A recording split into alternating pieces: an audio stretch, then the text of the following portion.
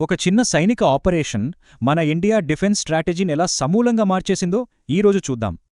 2025 మే నెలలో కేవలం 4 రోజులు జరిగిన ఈ ఆపరేషన్ దశాబ్దాల రక్షణ మార్పులకు అసలైన నాంది. పహల్గామ్ అటాక్కి కౌంటర్గా లాంచ్ చేసిన ఆపరేషన్ సింధూర్ పక్కాగా 9 ఉగ్ర శిబిరాలనే టార్గెట్ చేసింది. పాకిస్తాన్ భూభాగంలోకి ఎంత డీప్గా వెళ్లారో ఇక్కడ చూడొచ్చు. మిలిటరీ బేస్లను కాకుండా కేవలం టెర్రర్ క్యాంప్లనే కొట్టారు.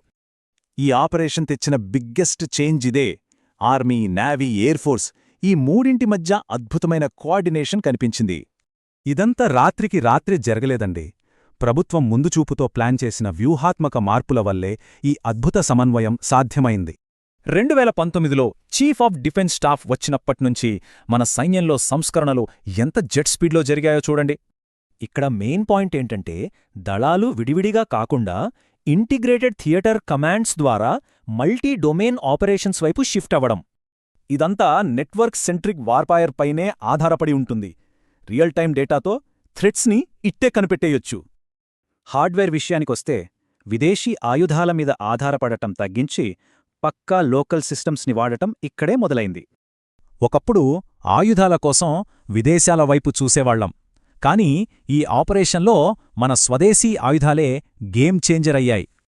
పాత టెక్నాలజీని పక్కనపెట్టి 96% ఇండియన్ టెక్నాలజీతో చేసిన ఆకాష్ సిస్టమ్ మన నగరాలను సూపర్బ్గా రక్షించింది. అలాగే మన ఇండియాలోనే డెవలప్ చేసిన కమికాజ్ డ్రోన్లు నిఘాకు, ప్రిసిషన్ అటాక్స్కి బ్రహ్మాండంగా పనిచేశాయి.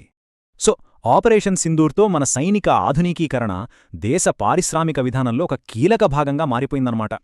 అర్జెంట్ అవసరాల కోసం పాత కొనుగోలు పద్ధతులను స్కిప్ చేసి డైరెక్ట్గా ఎమర్జెన్సీ ప్రొక్యూర్మెంట్ రూట్ను పట్టుకున్నారు. కానీ దీనికి అసలైన long term solution Atmanirbhar Bharat. రక్షణ రంగంలో మనం ఎవరిపైనా ఆధారపడకూడదన్నదే దీని టార్గెట్. డిఫెన్స్ బడ్జెట్టే ఎంతలా పెరిగిందో చూడండి.